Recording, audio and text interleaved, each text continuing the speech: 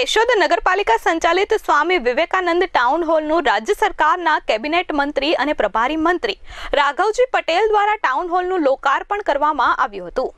કેશોદ નગરપાલિકા સંચાલિત સ્વામી વિવેકાનંદ ટાઉન હોલનું રાજ્ય સરકારના કેબિનેટ મંત્રી અને પ્રભારી મંત્રી રાઘવજીભાઈ પટેલ દ્વારા ટાઉન હોલનું લોકાર્પણ કરવામાં આવ્યું હતું। ગુજરાત સરકારની સ્વર્ણિમ મુખ્યમંત્રી શહેરી વિકાસ યોજના હેઠળ અંદાજિત 521.4 લાખ રૂપિયાના ખર્ચે ટાઉન હોલ માંગરોળ રોડ પર સરહદ ચોક પાસે તકિયા તરીકે ઓળખવામાં આવતી સરકારી જગ્યા પર બનાવવામાં આવ્યો છે। કેશોદ નગરપાલિકા દ્વારા સ્વામી વિવેકાનંદના નામ સાથે જોડી સ્વામી વિવેકાનંદ ટાઉન હોલ નામકરણ કરાયું છે। કેશોદ નગરપાલિકા સંચાલિત સ્વામી વિવેકાનંદ ટાઉન હોલમાં સેન્ટ્રલ એર કન્ડિશન, 356 ખુરશીઓ, પાર્કિંગ વ્યવસ્થા, CCTV camera, sound system, lighting વ્યવસ્થા સાથે આધુનિક ટાઉન હોલ બનાવવામાં આવ્યો છે। ગુજરાત સરકારના કેબિનેટ મંત્રી, જૂનાગઢ જિલ્લાના પ્રભારી મંત્રી રાઘવજી પટેલ, જૂનાગઢ જિલ્લા ભાજપ પ્રમુખ કિરીટ પટેલ, ધારાસભ્ય દેવા માલમ અને નગરપાલિકા પ્રમુખ મેહુલ ગોંડલિયાની ઉપસ્થિતિમાં જાહેર જનતા માટે ટાઉન હોલ ખુલ્લો મૂકવામાં આવ્યો છે। કેશોદ ખાતે લગભગ રૂપિયા 521 લાખના ખર્ચે અદ્યતન ટાઉન હોલ બન્યું છે, જેનું નામ આપ્યું છે સ્વામી વિવેકાનંદ ટાઉન હોલ।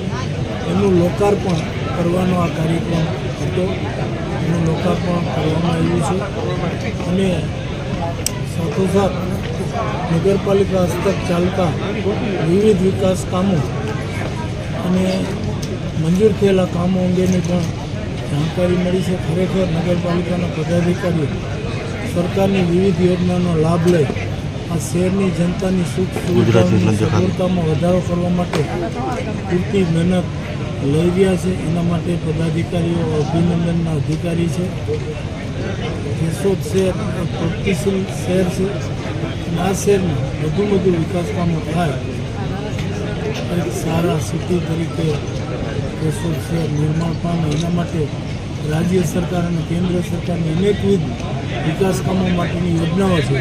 એ યોજનાઓનો લાભ આ શહેરની જનતાને મળે એના માટે નગરપાલિકાના ખેડ પંથકમાં ગઈકાલે મેં રાણાવાવ, કુતિયાણા અને પોરબંદર તાલુકાના અસરગ્રસ્ત ગામોની મુલાકાત લીધી છે। જાત નિરીક્ષણ કરી અને ખેડૂતોને મળ્યો છું અને પરિસ્થિતિ મેં જાતે નિહાળી છે।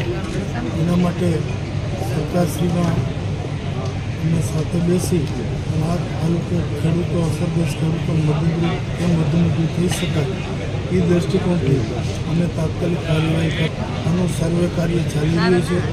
નુકસાનીનો પાકો અંદાજ મળશે અને એના માટે અમે ખેડૂતોને નુકસાની માટે વધુ સહાય મળી રહી એના માટેની કાર્યવાહી કરશું।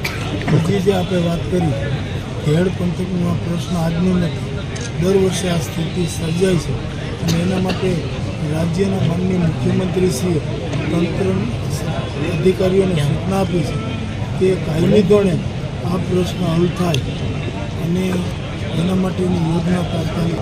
તમારી વાત મહદઅંશે સાચી છે, કારણ કે જે નદીઓ છે એમાં વૃક્ષો ઉગી ગયા છે, નદીઓમાં પુરાણ થઈ ગયું છે અને એના કારણે નદીઓ ફેલાઈ જાય છે ખેડ અને પાણી।